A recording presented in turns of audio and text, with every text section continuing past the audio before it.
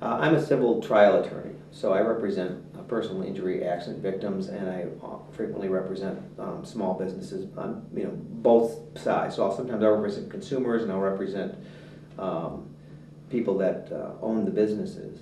And my experience has been that it really does not matter what part of the adversarial process you are coming in from, that the common theme, the common key that can change the way the whole process works is the energy. Because the energy can either come in, as it so frequently has in all aspects of the human experience, as I'm here to win, I'm here to beat you, I'm here to prove a point, and I'm here to be right, or I'm here to work with you towards doing the right thing. And it is a subtle but profound difference. And it can not be, the interesting thing about it is that it almost can't be faked. I always smile when they have, when salesmen will talk about different sales techniques. Look them right here, say certain phrases, as almost like a method of faking like we're in this together. And I think, why fake it? There's no reason to fake it, because the reality is you are in it together. So the sooner you can come to that realization yourself, experientially, not as a ploy to gain an advantage, but as a realization of this is the shape of reality and the way things work, then the more authentic that experience is for you, the more authentic and quickly it will be adapted to and made part of the relationship that you engage the other. They will recognize it, that, oh, in fact, we're not against each other, that we're both working for a common cause. And I think the key distinction there is that it has to be known experientially. And that requires a component of, again, back to the intellect, understanding this is the way things work, and then experiencing it in your own practice. So for the lawyer, it's to know it as their own part of their own law practice. And I think the other point, I think this is a good time to make this point, is by employing this realization, by bringing this realization to the table, you do not marginalize yourself as an attorney. You empower yourself. That no matter what human endeavor you're engaged in, if you can engage in that activity as a more whole self, you will do it more effectively and powerfully. And what that means, and what that equates to, is quite frankly something that works very well in the real world, i.e., you have more clients, you make more money, and you're more successful in your cases. Now, for too long, for me, this whole sense of being, holistic lawyers are often perceived as being kind of liberal, progressive-minded people that do a bunch of work, pro bono work for clients to make the world a better place, and they live broke. And I don't think that that necessarily has to be the shape of things. Quite frankly, my experience has been that you can bring your whole self to the party and be a lot more successful for it. And I think once that can become known, then these possibilities can reach across the aisle into mainstream, because the world in which we live, rightfully so, depends on your ability to be to move successfully in the world and to make a nice life for your family, to develop and create resources that you can live by and grow on. And there's not a darn thing wrong with doing your job well and being paid well for it. Because if you can do it, and if you can work from this space, you will be successful. So no longer do we have to apologize for being holistic. No longer do we have to apologize for working for our heart space, from a heart space. You don't have to say, oh, gee, I'm such a nice guy and I'm going to live forever broke, but I'll help the poor. And there's a time and a place for that too. But the reality is, I think we marginalize the experience when we make it that.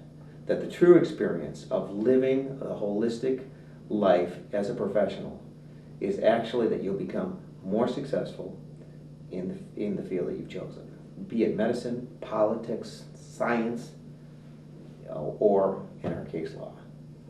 Now, interestingly, in the last few years, since we've really been working in this space, we've been invited to share this message with different trial lawyers associations.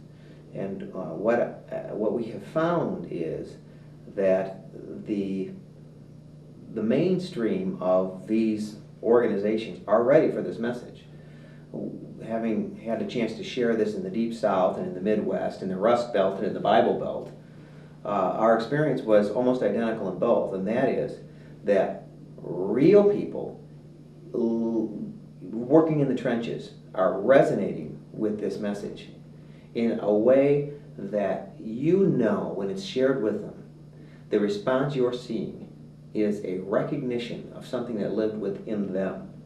And that these attorneys, and these are not, I'm not talking about fringe attorneys that are, again, kind of liberal or progressive minded or outside of the norm. I'm talking about mainstream folks just working in the trenches and trying to do their job. That when they are given this message, when this concept is shared with them, they so know it to be true that they want to stand and applaud it. Not because, gee, you said it and you're great, but no, because what you said is true and I always knew it. And they can't get to their feet fast enough and they can't applaud long enough for themselves.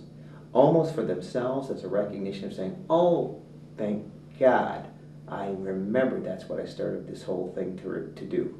And there's a great freedom in that, a great power in that, because when that starts to happen, then you start to realize that no longer is this message going to be confined to the fringe.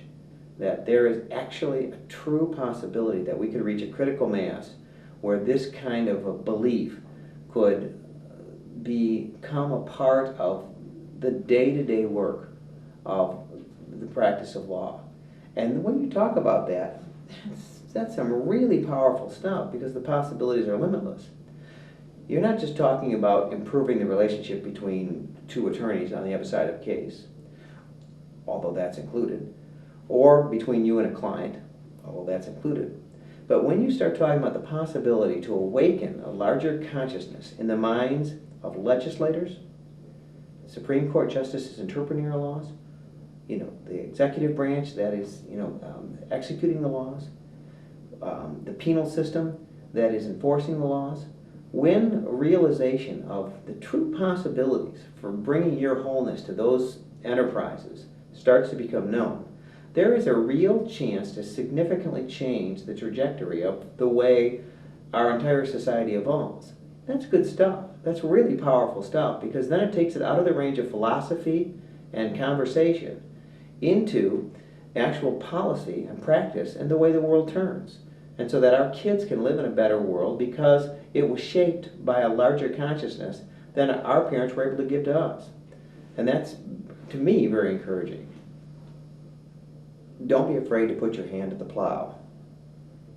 There's a commitment that comes with living from a different space. There's a commitment that comes from working and balancing heart and mind, spirit and matter. It's more than a philosophy.